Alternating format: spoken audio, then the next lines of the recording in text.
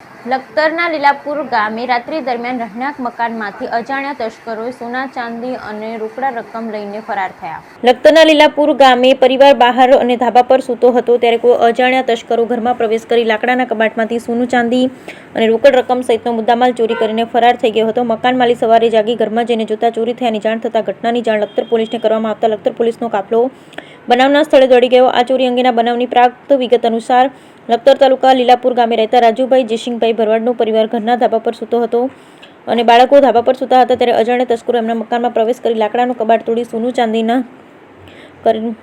તથા રોકડ રકમ સહિતનો મુદ્દામાલ ચોરી કરી તસ્કરો ફરાર થઈ ગયા હતા. જ્યારે લીલાપુર ગામના રાજુભાઈ જયસિંહભાઈ સહિતના પરિવારજનો દ્વારા ચોરી અંગેની ફરિયાદ કરવા લખતર પોલીસ મથકે પહોંચ્યા હતા. Bureau report Jayendrasinh Jhala, Lakhtar.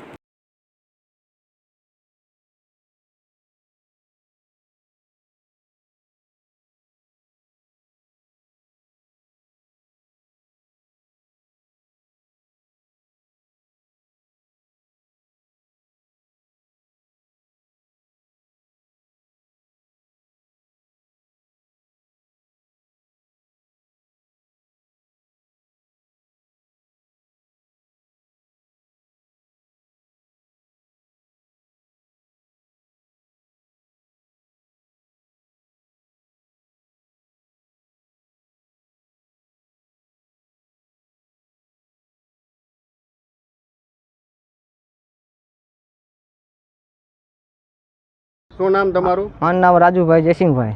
કયું ગામ તમારું? લીલાપુર. શું ઘટના ઘટી તમારે ત્યાં? મારે અહીંયા સોનાની ચોરી થઈ. કેટલું સોનું હતું? 15 તોલા. બીજું કઈ અન્ય કઈ વસ્તુ હતી? અંદર ચાંદીની હોત હતી. કેટલી ચાંદી હતી? ચાંદી 2 કિલો, એટલે 1.5 કિલો ચાંદી હતી. હા. રોકડ રકમ હતી? 40,000 રૂપિયા હતા. અને કઈ રાતે બન્યું? જય રાતે 2 વાગ્યા પછી સમય.